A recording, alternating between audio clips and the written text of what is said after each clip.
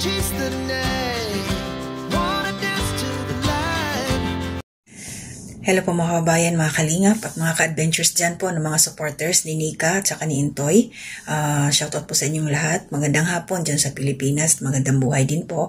At syempre, sa ka-business supporters, salamat sa inyo. Salamat sa patuloy na suporta. Dahil syempre sa ka-business tayo nag-umpisa or nakilala. Kaya thank you kay ka-business. Yun. So ito ngayon, totoo na to, may mga nababasa ko sa comment section. Siyempre, wala na ako sa reactor ng ka-business, no? Kusa po akong bumaba, alam niyo naman na yon. Pero, ibig sabihin, andyan pa rin ako na kasama niyong manunood. So, ano yung totoo? Sabi sa comment section, wag ko daw iwanan sila Intoy, sila Nika. Ba't ko naman sila iwanan? Matagal na po akong nakasuporta sa mag-asawa. Doon pa sa kala pinuno ka-business. So, hanggang ngayon, nakasuporta ako sa kanila. At wag ko kayong mag-alala. Yung mata ko, nandyan. And then, kung may kailangan depensahan, depensahan natin. Lilinawin ko, hindi po ako yung mga nagko-comment ng mga negative against, halimbawa meron nag-comment sa akin, may mga nababasa din kasi ako negative comment patungkol sa akin. And then, patungkol kala Intoy Nika, hindi ko po papansinin yon. Ipagpapasalamat ko po yon. Salamat sa nandyan kayo na engagement din yun sumusuporta kayo So maraming salamat. So maliban na lang po kung mayroon akong napanood o narinig mismo, halimbawa lang sa may-ari ng video, kung kinakailangan natin na depensahan o sagutin, sasagot po tayo. Yun lang po yung aking nililinaw. So hindi ibig sabihin na kontra or what, nasa balanse pa rin ho tayo. Iba pa rin yung nandun tayo sa maliwanag, sa katotohanan. Basta, kasi pag nandun ka sa side ng totoo, balibaliktarin mo man yan, kahit ano man ang sabihin, nandiyan ka pa rin. Itinataas, kumbaga, andyan pa rin yung katotohanan Kahit anong mangyari, dyan pa rin tayo. So, wag tayong bangayan sa negatibo. Kasi wala yun Para sa akin, hindi maganda. So, sometimes nabulol ako. Meron akong mga iniaakyat na komento. Hindi ho para ipahiya siya, kundi para linawin ho sa kanya kung ano yung kanyang pinupunto. Kasi naniniwala ako na wala siyang alam. So, syempre, kailangan natin iparinig sa kanya sa karamihan. Kasi syempre, maraming nakakabasa niyan kung ano yung totoo para sa atin. Diba? Kaya ito, paalala kay Intoy Nika, tuloy-tuloy nyo lang yung ginagawa ninyo. Huwag nyo na lang pansinin yung mga negatibong komento na mababasa ninyo. Bahala na yung mga nakasuporta sa inyo dyan. Maraming nagmamahal sa inyo. Kaya tuloy-tuloy lang. Huwag kayong aangat sa lupa.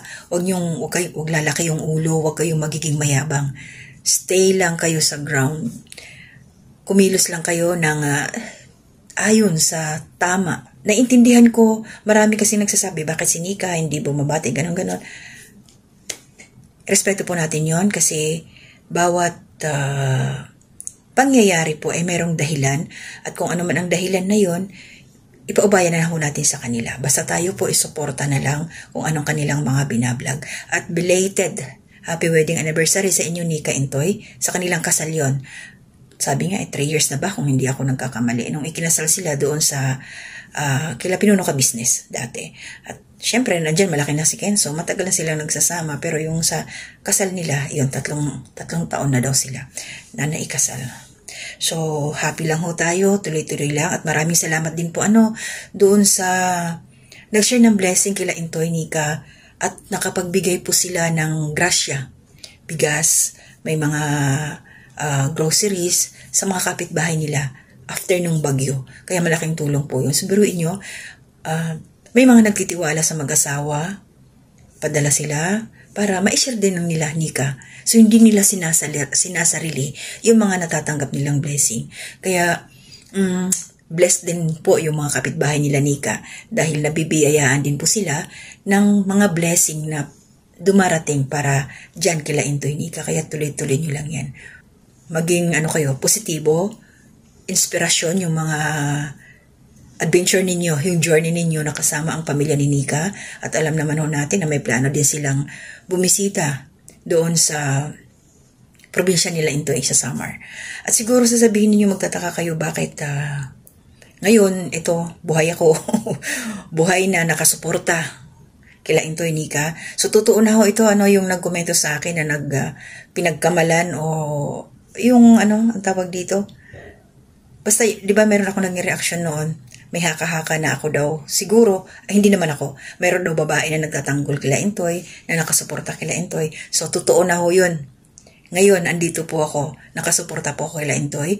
At yung mga magbibigay dyan ng mga komento, okay lang kayo.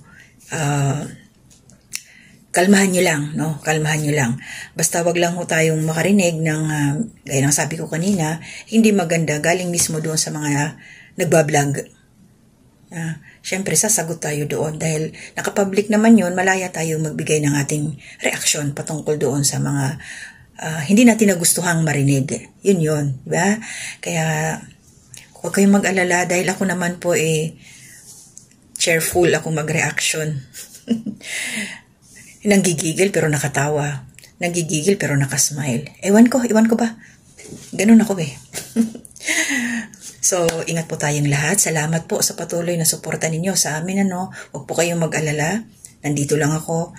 Mga nagmamahal kay Intoy, kay Nika. Nakasupport din ho ako sa inyo. Salamat sa pagsuporta ninyo sa mag-asawa. At syempre,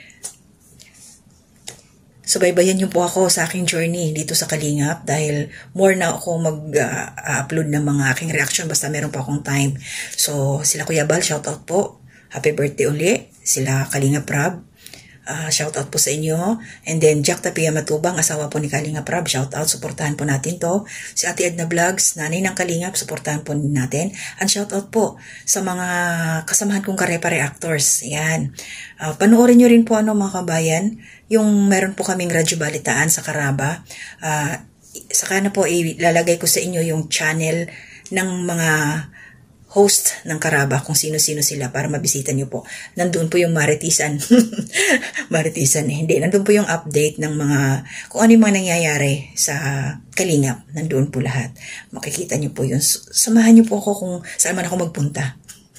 Salamat sa inyo. So ayan, shoutout po sa Team Bios, Team Watchers, ayan, Team Strikers, Team KOGR, shoutout sa inyo. Sila Kuya July Paunel, shoutout po. At sa lahat-lahat.